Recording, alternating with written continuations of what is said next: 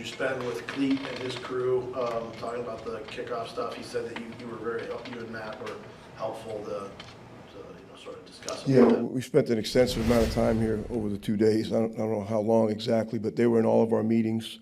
Coach was in there with us as well, and with Byron and Kyle, and so he was really good for us. We actually tried to speak over the phone a little bit in the summer after they got done with their officials meeting about how they're going to officiate it, some of the indicators for us to start, side blocks, back blocks, double team blocks, all those sort of things, really just to the initial alignment of both the kickoff and the kickoff return. So we were excited that they came in this early to camp, and it was a big help to us.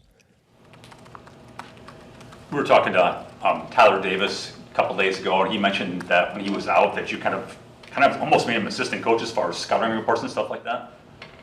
Well, we put him in position to maybe learn it from a different point of view, where he could kind of look at different players during the year and what our schemes look like compared to their schemes. It had happened to me before in the past with players that had a year-long injury, and we put them in the room watching film and asked them for their evaluations of some of the schemes, how they saw it, and it kind of helped us from a player's perspective, and I think it also helped them, or hopefully it'll help TD as to how he can become a better player. That's really what we tried to do, keep him engaged all year. So what do you get with him back and healthy? Just how big of an asset could that be for your units?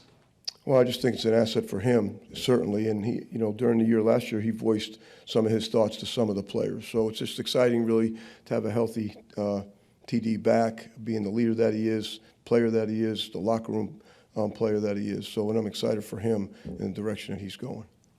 What have you liked, maybe disliked about each of your three kickers through this first week? Yeah, it's just early. I'm just glad they're all healthy and all kicking the ball right now.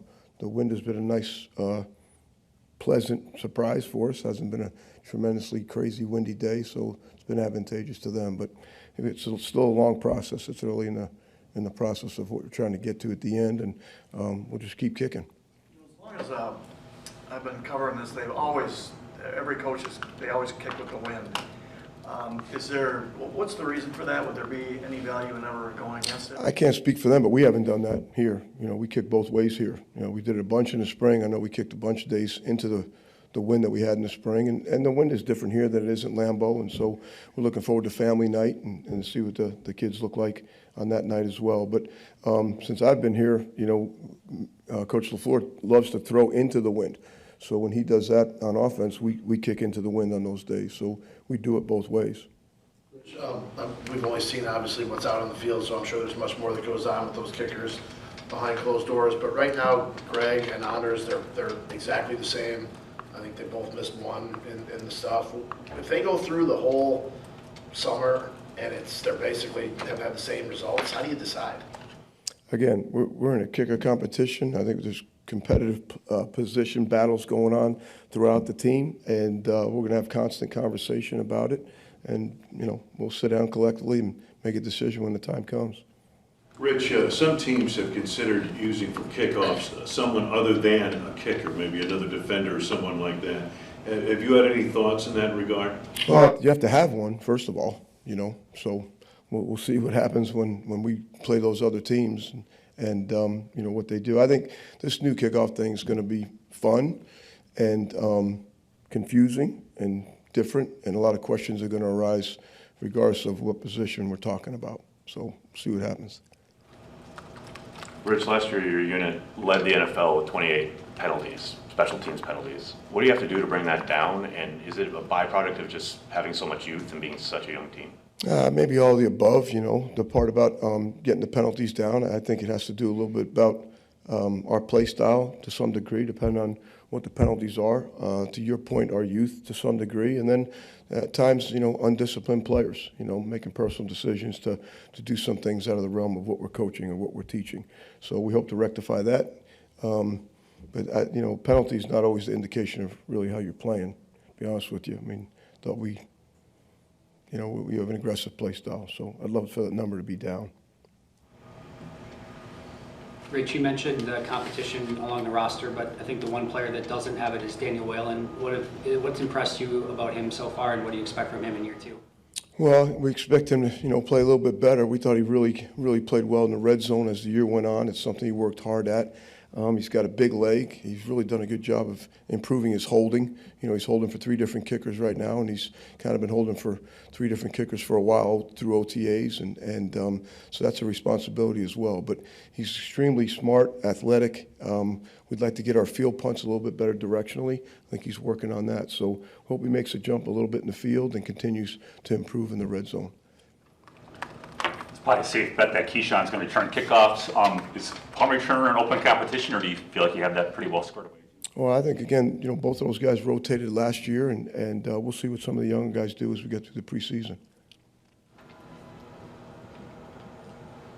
Rich, do you feel like your team has a better understanding of the new rules after yesterday's talk?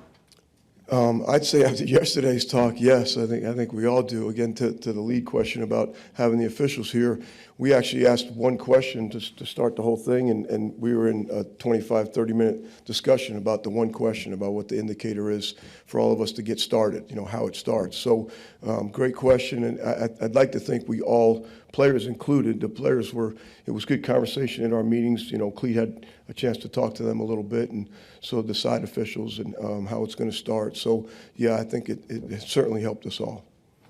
Rich, what do you think will be the most challenging aspect of the new kickoff? Just a little louder, I'm sorry. What will be the most challenging aspect of the new kickoff rules?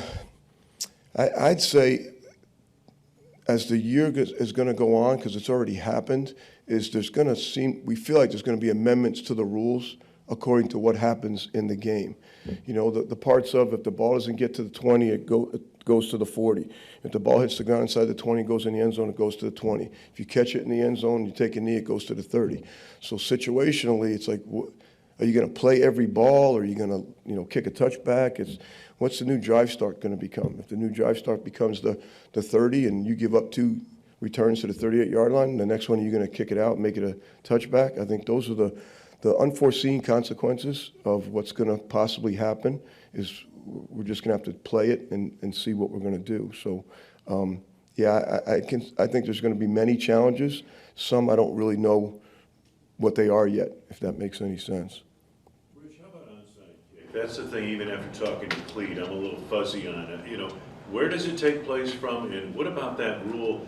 There's some kind of rule of language that says if you pooch it over the setup zone and no one touches it, that, again, it goes to them. It's a penalty on you. It goes to the receiving team at the 20. 20, all the way back to the 20. So the onside kick now there is no surprise onside kick. So the onside kick is in the fourth quarter only. Your team has to be behind.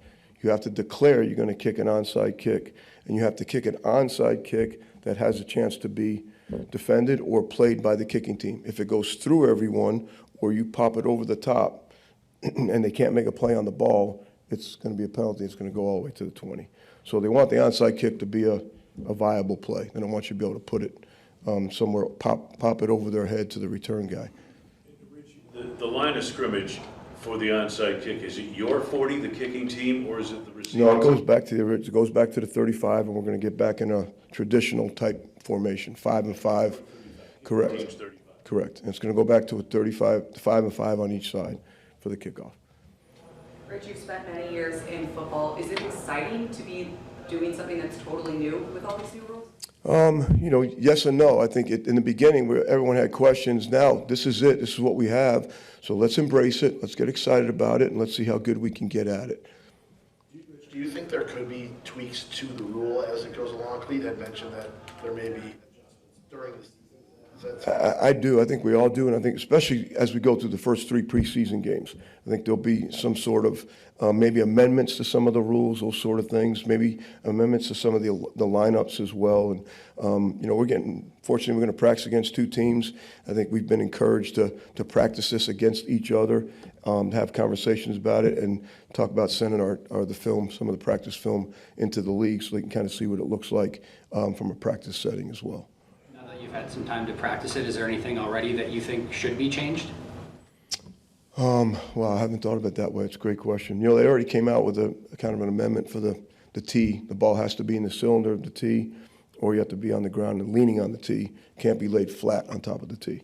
So I think they some of the kickers have been doing some things with the ball in the spring, funky kick-wise, to make them come out with that kind of new amendment to the rule.